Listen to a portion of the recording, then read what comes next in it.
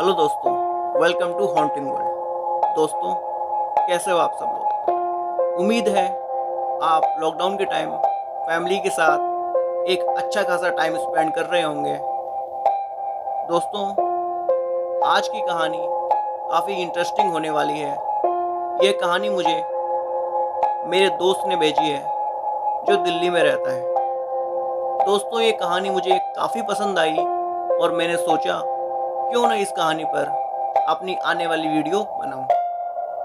दोस्तों, अब बिना किसी देरी के मैं कहानी शुरू करता हूँ। ये कहानी है हिंदुस्तान यूनिलीवर कंपनी में ऑपरेटर में काम करने वाले विक्रांत की। तो आगे की कहानी विक्रांत की जुबानी।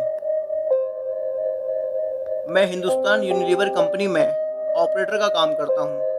मेरा घर कंपनी से 12 किलोमीटर दूर है। एक दिन मैं बाइक से ऑफिस से घर आ रहा था तो रास्ते में मुझे मेरे कॉलेज जिसमें मैं पढ़ता था उसके बाहर एक लड़की दिखाई दी जो मुझे देखकर मुस्कुरा रही थी। मैंने उसे टालते हुए मैं घर की ओर निकल पड़ा। दूसरे दिन फिर वही लड़की मुझे उसी जगह पर दिखाई दी। वो फिर से मुस्कुरा रही थी और मैं भी मुस्कुराता हुआ निकल पड़ा। मुझे उसकी प्यारी सी मुस्कान से प्यार हो गया था, लेकिन मैंने कभी रुकने की कोशिश नहीं की। वो लड़की कई दिनों तक मुझे दिखी और एक दिन वो मुझे वहाँ नहीं दिखाई दी। मैं बेचैन हो गया, लेकिन मैं उस बारे में कुछ भी नहीं जानता था, ना ही कभी बात की थी, इसलिए उसका पता भी नहीं लग सकता था।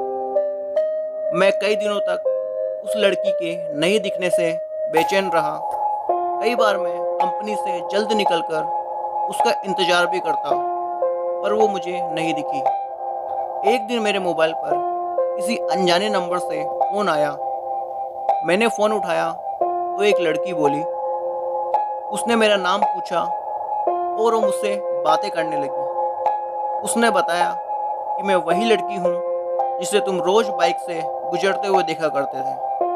मैं अचंभित रह गया कि उसके पास मेरा नंबर कैसे आया और वो मुझसे क्यों बातें कर रही है। लेकिन उसकी मीठी बातों में मैं इतना खो गया कि ये सब बातें करना भूल गया।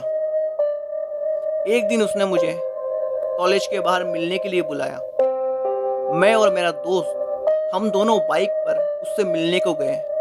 क्योंकि मैं कभी किसी लड़की से अकेले में नहीं मिला था तो घबरा रहा था, इसलिए मैं मेरे दोस्त को साथ में लेकर चला गया।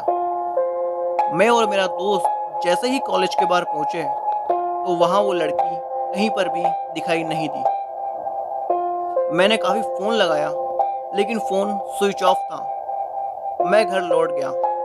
घर में घुसते ही उसका फ़ोन आया तो मैंने गुस्से से कहा कि हम वहाँ आपका इंतज़ार कर रहे थे, आप क्यों नहीं आई? तो उसने कहा कि तुम अपने दोस्त को क्यों साथ लेकर आए थे, मुझसे अकेले मिलने आना। मैंने कहा ठीक है। अगले दिन सुबह सुबह मैंने उसको फ़ोन लगाया, लेकिन फ़ोन उसकी मम्मी ने उठा लिया।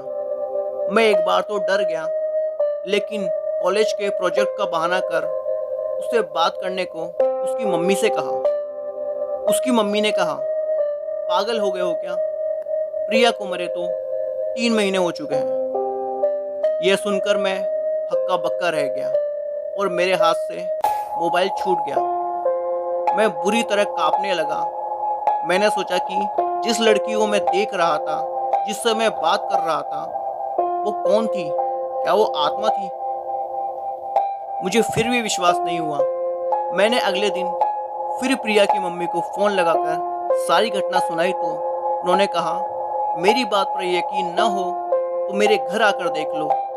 जब मैं प्रिया के घर गया तो प्रिया के फ़ोटो पर माला लगी थी।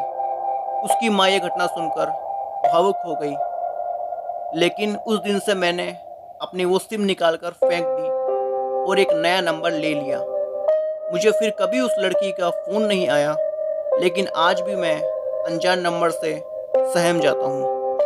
तो दोस्तों, ये थी कहानी जो मेरे दोस्त ने मुझे भेजी थी।